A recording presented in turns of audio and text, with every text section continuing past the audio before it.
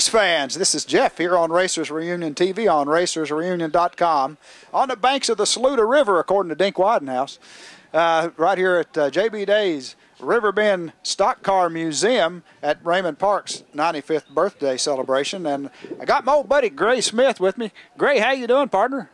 I'm here.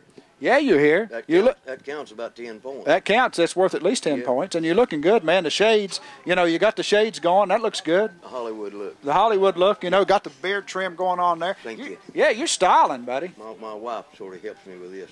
I'm awful nervous anymore, so she has to help me. I have to get all out of shape. You might be nervous, but you're very trusting if you're letting your wife do that. I am. She's threatening to cut it all off. While I'm here, I want to tell you a funny story on Dink Widenhouse. Tell me a Dink Widenhouse story, because he's always telling stories on everybody else. I asked Dink one time at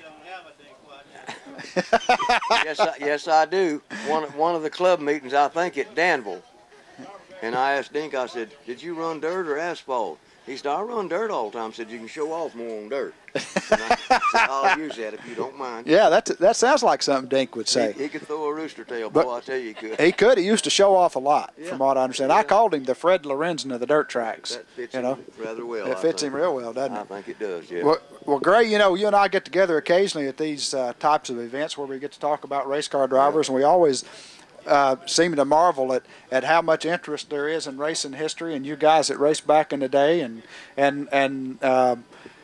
you know, this right here to me is a key event all year long. I look forward to this coming out here. JB does such a fantastic job putting this thing on for Mr. Park's birthday, and this is a cool deal. And there's 60, 70-year history of racing right here in this one building. You know it. Yeah, man. I mean, unreal, Jeff. I walked around in that thing and tried to get a few shots with the camera just so that I could put it in this video when we get this thing done. And I'm telling you, I could stand inside that building and video for 2 hours and never get it all. Yeah. And then you got this building here with the cars in it. And that's just unreal. I remember seeing those cars run. Yeah. Yeah, very well, very well. Never ran against any of them, but they were a little ahead of me, you know. And you know, we've had a few interviews with you, Gray, and you've had the opportunity to tell us this before, but tell us again the years that you raced and the type of cars you raced in. I built my first car in 1951, a 37 Ford flatback for Bowman Gray Stadium in Winston-Salem. And I didn't have enough money to put tires on it and buy a NASCAR pass. And a doctor friend of mine, his son wanted to mess with race cars, and he furnished the money, and I let him drive the car. So I never drove a lick of asphalt in my life. Every bit of it was dirt.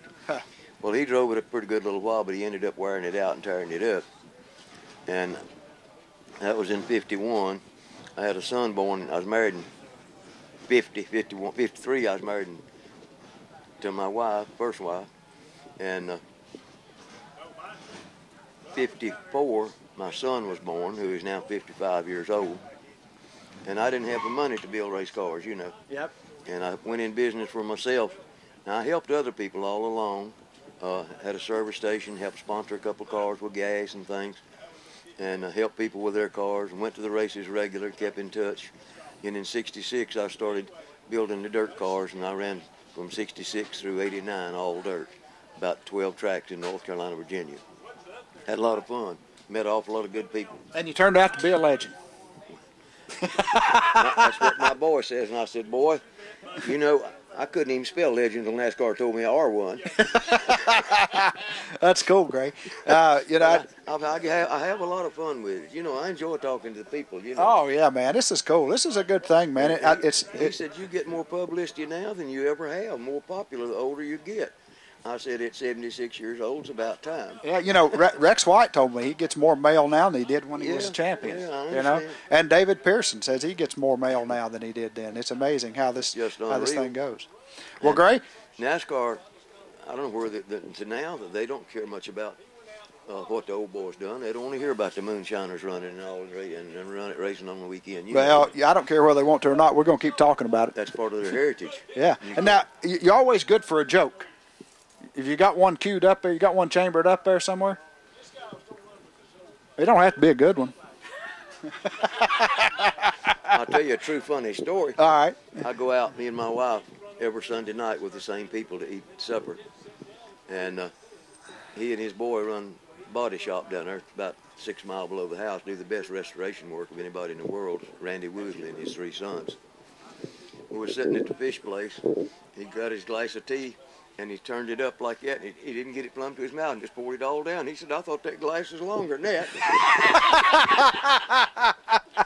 Well, hey. I like to flipped out, boy. I tell you, it tickled me to death. That's Gray Smith right there on Racers Reunion TV. All right. Thank you, Gray. Thank you, Jeff. I appreciate it. Hey, thanks, We'll see you further on down the road.